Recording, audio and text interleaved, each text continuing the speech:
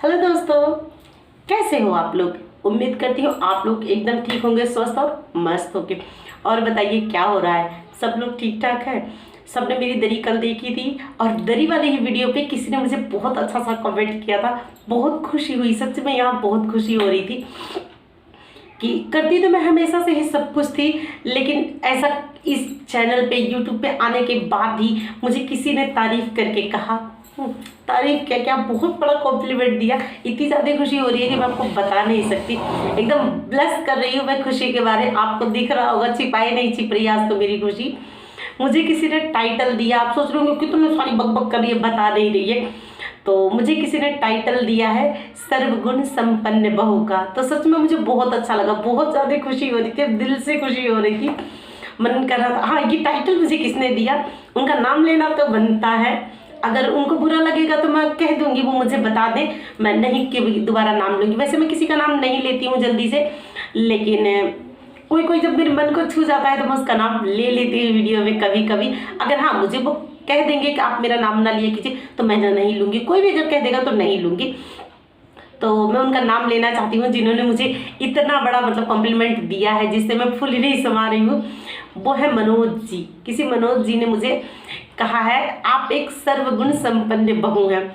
तो उसके लिए मैं उनको दिल से थैंक यू कहती हूँ कि आपने मुझे इतना अच्छा टाइटल दिया, इस लायक आपने मुझे समझा, तभी आपने मुझे ये टाइटल दिया। नहीं ऐसे ही कोई किसी को कुछ नहीं कह देता, लेकिन आपने मुझे इतना अच्छा टाइटल दिया है तो बहुत खुशी हो रही है मुझे। और कुछ तो जरूर आपने देखा होगा। तो मैं आपकी बातों का खंडन तो नहीं करती, लेकिन एक और बात मैं आपको बताना चाहती, इसके साथ सच्चाई बताना चाहती हूँ। क्योंकि मेरी वीडियो का टाइटल था कि मैं अपनी ज़िंदगी पे वीडियो बनाऊंगी, जो मेरे साथ होगा अच्छा या बुरा जो भी होगा मैं आप लोगों से वो शेयर करूंगी। तो उसी से रिलेटेड आज मैं कुछ कहना चाहती हूँ आप लोगों से। जो टाइटल मुझे मिला है ना, शायद मैं इस टाइटल के लायक आज से 16 साल पहले जब मेरी शादी हुई तब मैं इसके लायक नहीं थी, पर आज मैं इस लायक हूँ। तो कल वाली वीडियो में मैंने थोड़ा सा और भी आप लोगों को कहा था कि मतलब कुछ सासू माँ परेशान हो जाती है कि हमारी बहू को ये नहीं आता, थोड़ा सा काम कर लेती, खा पी के सो जाती हैं, कुछ करती नहीं है। तो ऐसी सभी बहुएं होती हैं, मैं भी ऐसी ही थी। जब टाइम था तब मुझे भी बस नहाना धोना, खाना बना लिया, अच्छा सा बनाया खिलाया, तैयार हो गई, अच्छे से बैठे रहना, अच्छा सबको अच्छा लगता है। एक टाइम होता है तो आप अपनी बहू को थोड़ा सा टाइम दीजिए। जब थोड़ा टाइम होगा, थोड़ी उनकी एज है, क्योंकि मैं उनके एज से हटके और आपके एज से पीछे दोनों एज देख चुकी। मैं आपके बराबर नहीं पहुंची हूँ क्योंकि अभी मेरी इतनी एज नहीं हुई है कि ना ही मेरे बच्चे भी छोटे हैं, इतने बड़े नहीं हुए कि भाई मेरी बहू आए तो मैं उस एज पे पहुंचूं तो मैं जानूं भाई बहू आने के बाद कैसा फील होता है। लेकिन मैं बहू रह चुकी हूँ, अभी भी बहू हूँ, क्योंकि मेरी सासू माँ है तो अभी भी बहू हूँ। अभी वो मुझे दुल्हन कह के ही बुलाती हैं, अच्छा लगता है। तो कभी वो नाम लेके नहीं बुलाती मुझे और कुछ नहीं कहती, दुल्हन ही कहती हैं, तो अच्छा लगता है। तो उसी तरीके से मैं वही बात आपसे शेयर करना चाहती थी। जब मेरी शादी हुई थी आज से 16 साल पहले, जब मेरी शादी हुई तब मैं बहुत छोटी थी, बहुत छोटी उम्र में मेरी शादी हो गई थी। अब कितनी छोटी थी, 10-12 साल की तो कोई कर नहीं सकता। मैं 15 साल की थी, 15 नहीं लगभग 16 साल की थी, पर थोड़े दिन बाकी थे मेरे, 3-4 महीने बाकी थे मेरे 16 साल पूरा होने में। जैसे मैं सितंबर में 16 साल की पूरी होती और मई में ही मेरी शादी 1 मई 2004 में हुई थी। एक संडे को मेरी शादी हुई, दूसरे संडे को ही मुझे रसोई छूने का, रसोई का रस्म जो होता है वो करने के लिए कहा गया। तो मुझे सिखाया गया था, मायके में बताया गया था कि खीर बनवाएंगे या हलवा बनवाएंगे, यही रस्म होती है, इससे ज़्यादा कोई करवाएगा नहीं।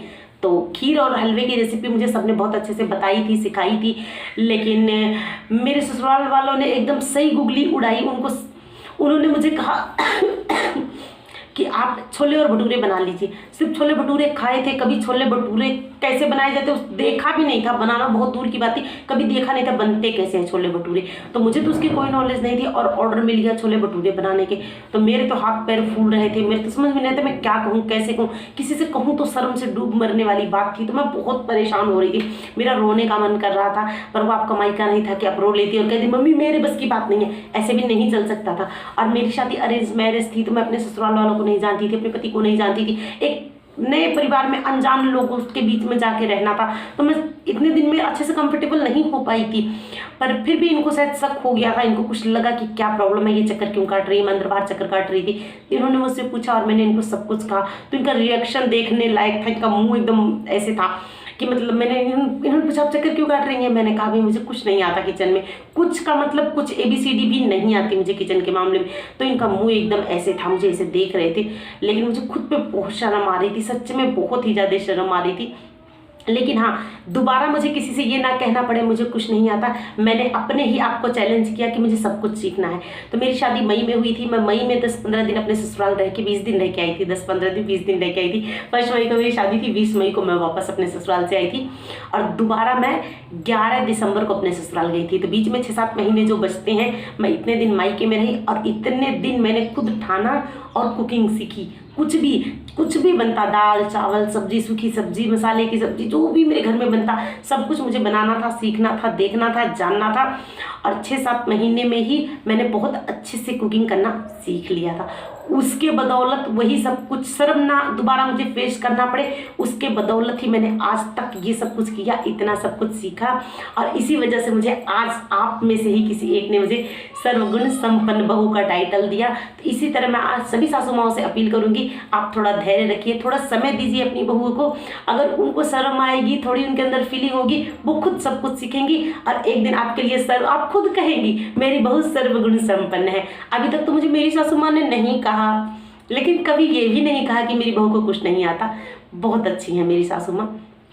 तो आप लोग भी अच्छी रहिए, और बहू बेटी से कम नहीं होती। आपको कोई प्रॉब्लम होगी ना, आपकी बेटी ससुराल में सुनेगी तो वो आते आते आएगी, या कभी कहेगी मम्मी मेरे बच्चों का पेपर है, इनको छुट्टी नहीं है, टाइम नहीं है, लेकिन आपकी बहू आपके एक बुलावे पे दौड़ के आएगी। तो अपनी बहुओं से भी उतना ही प्यार करिए जितना अपनी बेटी से करती हैं। अगर आपको मेरी वीडियो अच्छी लगी हो तो प्लीज़ आप लोग मेरी वीडियो को लाइक करिए, शेयर करिए, सब्सक्राइब करिए, कमेंट करिए। तो फिर मिलते हैं एक और अच्छी सी नई वीडियो में। बाय।